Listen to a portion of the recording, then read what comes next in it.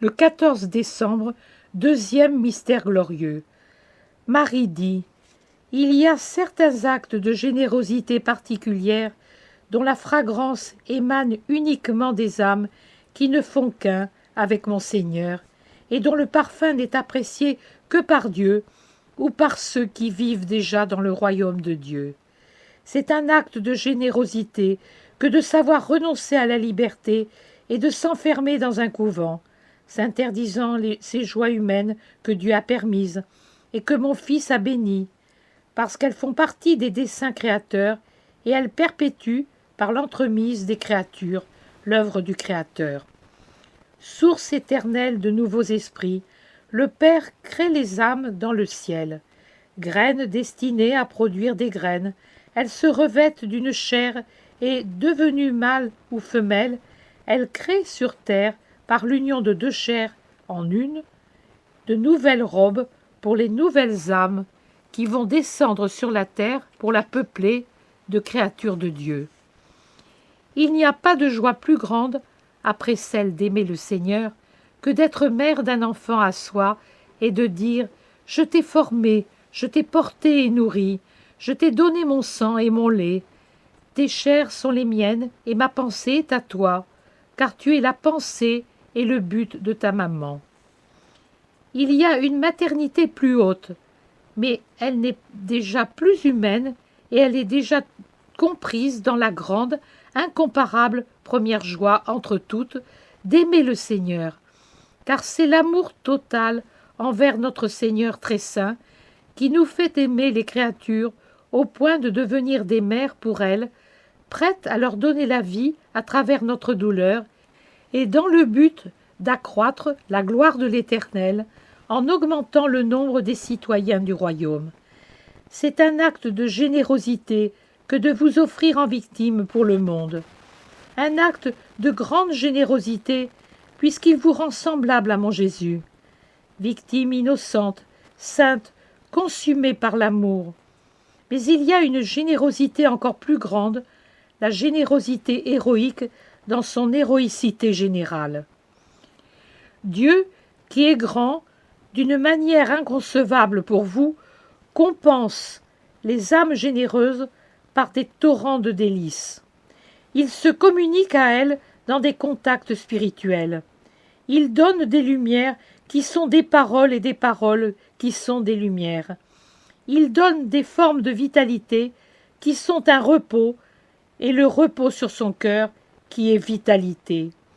Il se fait le soutien de l'âme généreuse et s'unit à elle lorsqu'il voit que la générosité de la créature a été si violente qu'elle n'a pas mesuré ses forces, de sorte qu'elle fléchit, comme mon fils, sous un poids exorbitant auquel elle ne se refuse pas, mais dont elle demande qu'on la décharge un instant pour pouvoir se relever et avancer jusqu'au sommet, car elle sait que c'est dans le sacrifice total qu'elle atteindra la joie.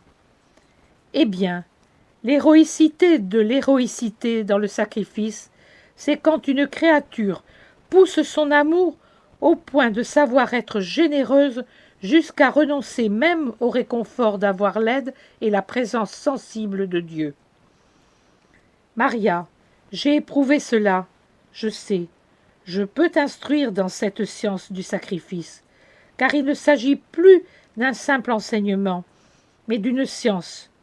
Celui qui parvient à ce point n'est plus un écolier, il est enseignant dans la plus difficile des sciences, celle de savoir renoncer non seulement à la liberté, à la santé, à la maternité, à l'amour humain, mais aussi au réconfort de Dieu qui rend supportables toutes les renonciations et, ce qui plus est, les rend douces et désirées. On boit alors l'amertume que but mon fils, et l'on connaît la solitude qui enveloppa mon cœur du matin de l'Ascension à mon Assomption. C'est la perfection de la souffrance. Et pourtant, Maria, j'étais heureuse dans ma souffrance. Ce n'était pas de l'égoïsme en moi, mais uniquement charité brûlante.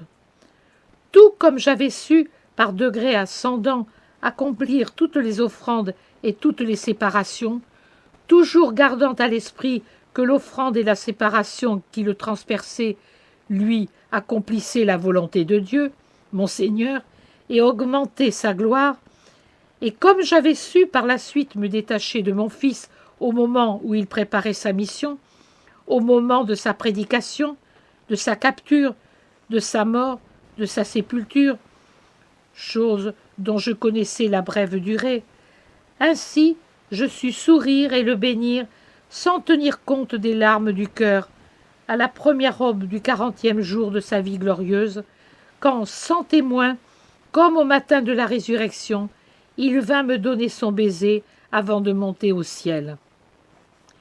Moi, mère, je perdais le Fils dont la présence me donnait une joie ineffable. Mais moi, la première à avoir cru en lui, je savais que pour lui se terminait son passage en un monde ennemi qui, s'il ne pouvait plus lui nuire, car les embûches humaines ne pouvaient désormais plus l'atteindre, ne cessait pas pour autant de lui être hostile. Que les cieux s'ouvrissent pour accueillir dans la gloire le Fils qui revenait au Père après la douleur. Que le train amour se réunit sans plus de séparation. Que vinssent à me manquer la lumière et la respiration, car le monde n'était plus habité par mon Jésus et l'air n'était plus sanctifié par son souffle. Qu'après avoir été fils de l'homme, il redevint fils de Dieu, revêtu de sa gloire divine pour l'éternité. Ce fut mon dernier fiat, et il ne fut pas moins prompt et moins généreux que celui de Nazareth. Toujours fiat aux volontés de Dieu, soit qu'il vienne à nous pour devenir une partie de nous, soit qu'il se détache de nous pour monter préparer notre demeure dans son royaume. L'entourer d'amour quand il est avec nous, vivre d'amour en regardant là où il est, pour lui rappeler que sa servante l'aime et attend son sourire d'invitation, pour mourir dans un élan de joie qui est le début lumineux du jour éternel et resplendissant du paradis. Après l'avoir accueilli, servi, écouté pendant qu'il est avec nous, vivre sans diminuer l'amour d'un seul degré, parce qu'il n'est plus visiblement présent à nous. Offrir cette renonciation pour sa gloire et pour les frères et sœurs, afin que notre solitude se transforme en eux, en divine compagnie, et que le silence, qui est notre faiblesse, se transforme en parole pour beaucoup qui ont besoin d'être évangélisés par le Verbe. Nous avons nos souvenirs, Maria, d'autres n'ont rien. Nous avons la certitude qu'il travaille à préparer notre demeure. D'autres voient le temps comme un fleuve dont l'embouchure est le néant. Je dis « nous » puisque je t'unis à mes pensées d'alors. Donnons, donne, et avec toi les âmes généreuses qui désirent atteindre au sommet de la générosité. Cette renonciation aussi, si elle t'est demandée, pour que ton trésor soit le trésor de beaucoup d'autres, pour que les indigents de l'esprit soient revêtus de cette lumière, et les analphabètes de l'esprit de cette science.